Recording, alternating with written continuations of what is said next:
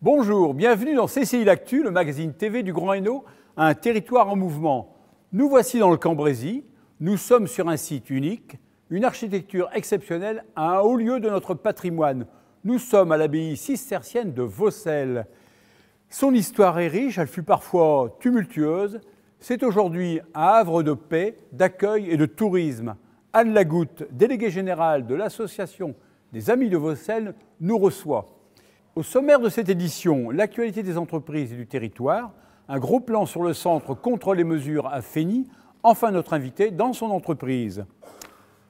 Anne Lagoutte, bonjour. Quand votre famille a racheté ce lieu en 1971, il lui fallait un sacré tempérament. N'est-ce pas tout simplement l'esprit d'entreprise ?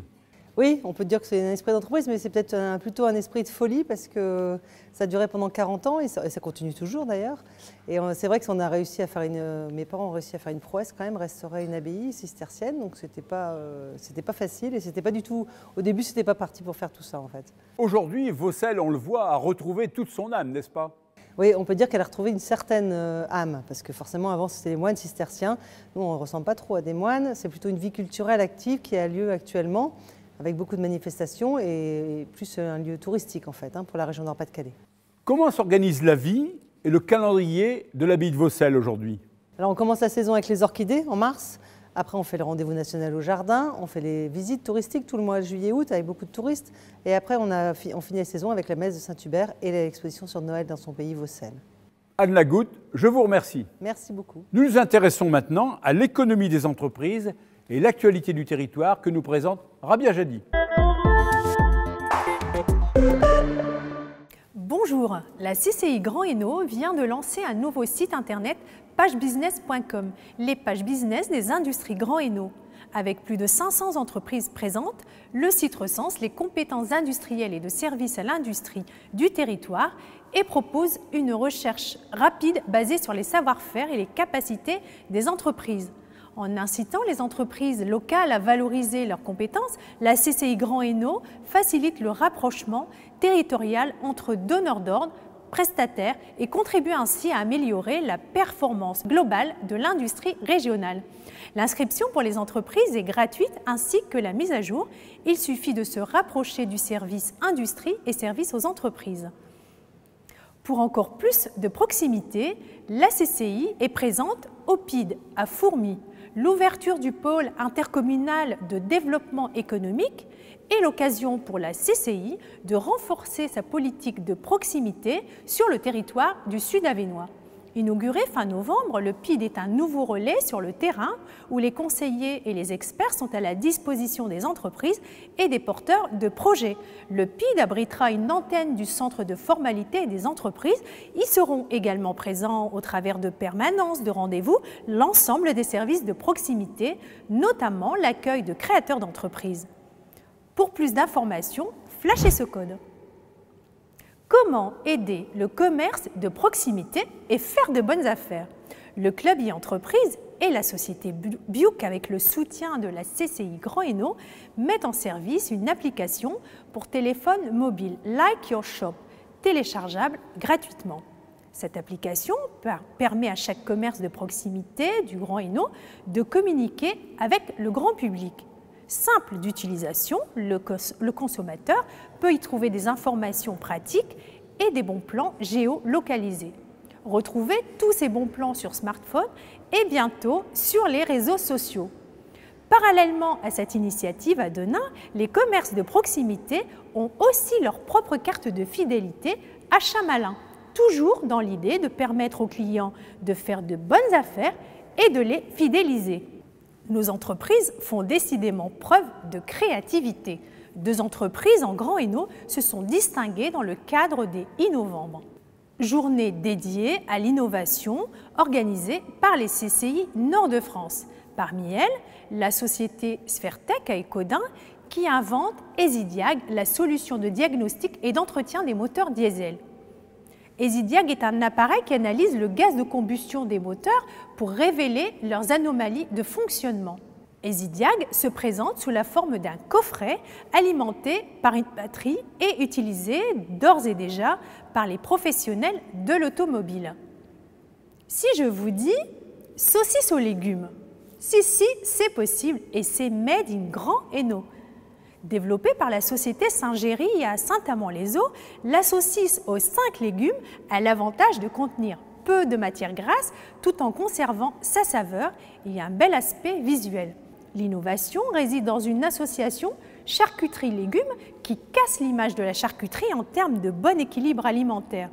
Ils sont lauréats du concours de l'innovation agroalimentaire dans la catégorie forme et bien-être.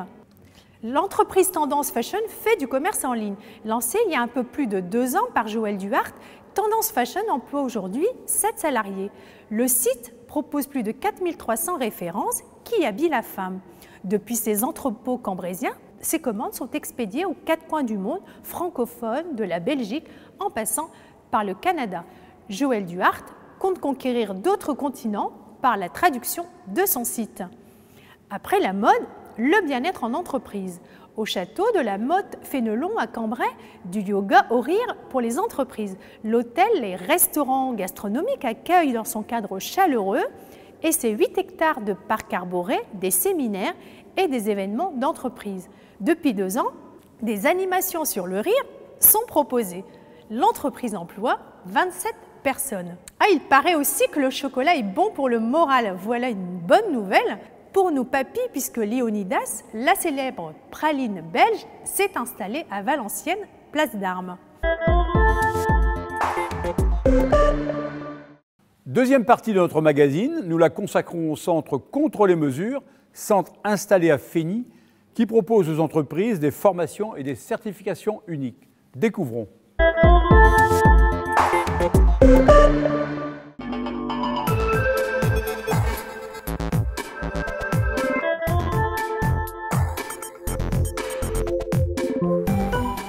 Nous nous trouvons au centre de formation Essais et Mesures. Ce département du groupe formation de la CCI Grand Hainaut est dédié au contrôle non destructif. Il est unique en France. Vincent Bressy, responsable de la filière, va nous en parler. Bonjour Vincent, vous formez 700 personnes par an qui viennent de toute la France. Pouvez-vous nous expliquer, nous parler de vos formations ? Bonjour Rabia, le Centre Contrôle Essais Mesures de Fény est un centre de formation et de certification COFREN. Le COFREN est le comité d'essais non destructif, c'est eux qui nous accréditent pour la formation et la certification.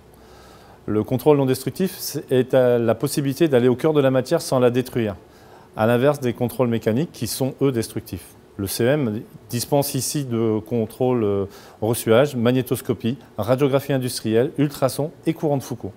Dans quel domaine intervenez-vous et pour quels usages ? Nos stagiaires évoluent dans de véritables ateliers et utilisent des technologies, des équipements industriels. Le CEM a été conçu à la base pour les activités tubes, c'est ensuite orienté vers la métallurgie pour en fait s'orienter à la finalité vers le nucléaire. Vous avez une activité assez diversifiée.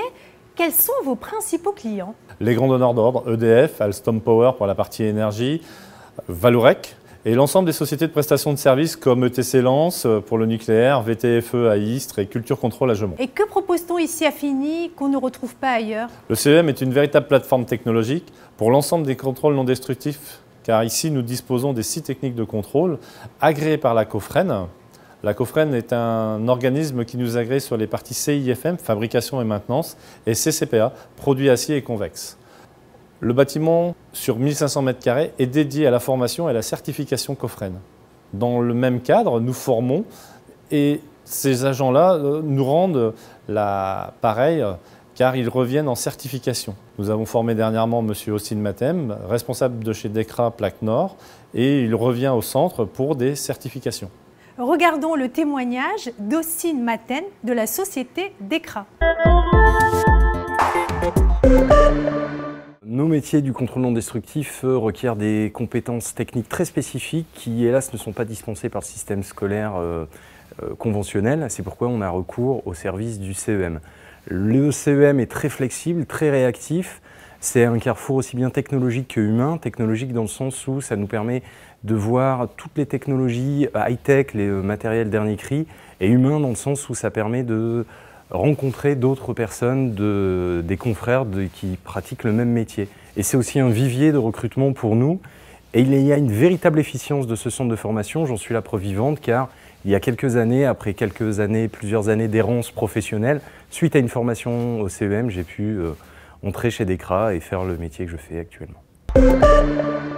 Et comment faites-vous pour rester à la pointe des avancées technologiques et quels investissements devez-vous faire?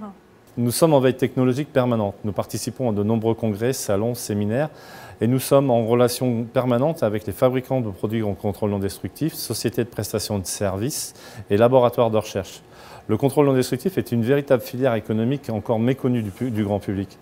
Nous investissons annuellement sur de nouvelles technologies, nouvelles machines, afin de détecter des défauts de plus en plus petits et avoir une imagerie de plus en plus parfaite, à l'identique du médical. L'investissement, les techniques sont impressionnantes au CEM.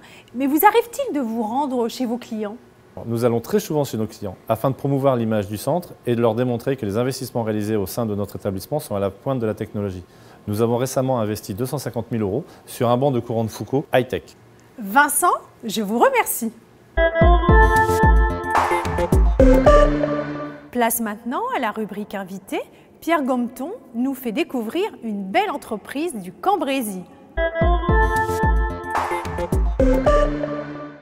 Eh bien, voici notre séquence invité en entreprise. Nous sommes dans l'une des plus belles entreprises du Cambrésis. Nous sommes chez L'Oréal Luxe, dans le site de la SICOS à Caudry. Jean Lardet, son directeur, nous y reçoit.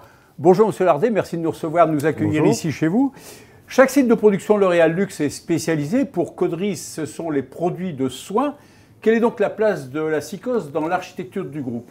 Alors, SICOS à Caudry aujourd'hui prend en charge la quasi-totalité de la fabrication des produits de soins de la division luxe, c'est-à-dire sur tous nos catalogues de marques, Lancôme, Biotherm, Yves Saint Laurent, Armani Cosmétiques, Helena Rubinstein et une dizaine d'autres que je n'ai pas le temps de vous citer maintenant.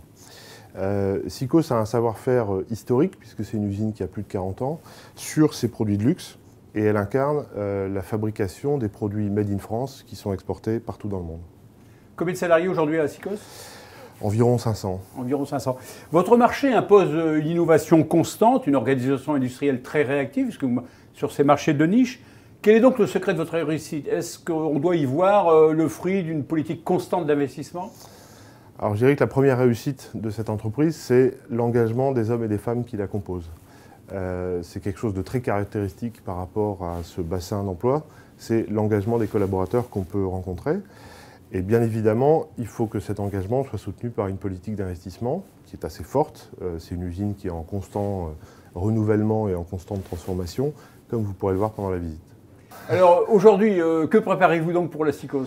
Alors aujourd'hui, SICOS continue de se déployer et de se développer puisqu'elle est en train de reprendre, je vous parlais tout à l'heure de la quasi-totalité de la fabrication des émulsions de la division. SICOS va reprendre pour le coup la totalité puisqu'elle est en train de rapatrier des productions sur ses marques phares des sites japonais et des sites américains et nous avons déjà démarré depuis quelques mois. L'Oréal à Caudry, chacun connaît bien l'entreprise, c'est une entreprise emblématique pour le territoire, notamment sur le plan de la démarche environnementale, puisque vous êtes engagé dans des programmes assez puissants, notamment en matière de traitement des eaux, de gestion de l'énergie. Êtes-vous déjà engagé dans ce qu'on appelle chez nous la troisième révolution industrielle? Alors, plus qu'une révolution industrielle, je parlerai de responsabilité sociétale. C'est-à-dire que L'Oréal est un entrepreneur qui se veut un entrepreneur responsable et durable. C'est-à-dire qu'à ce titre, on a une responsabilité sociale qui se traduit parmi tous les engagements sociaux qu'on a envers nos collaborateurs et envers la collectivité. Et aussi cette démarche très moderne de réduction des empreintes environnementales de la société, c'est-à-dire qu'on a engagé un objectif en 2005 qui était de réduire de moitié la totalité de notre empreinte environnementale, c'est-à-dire les émissions de carbone, réduire les déchets de 50% et réduire nos consommations d'eau. Et sur ces trois objectifs, on en a déjà atteint 2 à fin 2013. Il nous reste à aller chercher le dernier objectif qui est la réduction des consommations d'eau. Le délai, c'est quand? ça sera fait avant l'objectif. Jean Lardet, je vous remercie. Donc le modèle Merci. L'Oréal est un modèle à suivre. Merci à cette entreprise de nous avoir accueillis pour conclure ce magazine. Voici effectivement la fin de notre édition de CCI L'Actu. Après le Cambrésis, nous nous retrouverons pour la prochaine édition en Sambre-Avesnois. Je vous rappelle que vous pouvez retrouver ce magazine sur notre site internet, mais aussi dans votre salon, sur votre box, avec les diffusions du canal de Valenciennes TV, canal 351 pour Free, canal 270 pour Orange, mais aussi sur la web TV Oxygène à Cambrai, la TV d'Avesnes, ainsi que la TV de Crépin dans le Valenciennois. Voilà, merci, au revoir.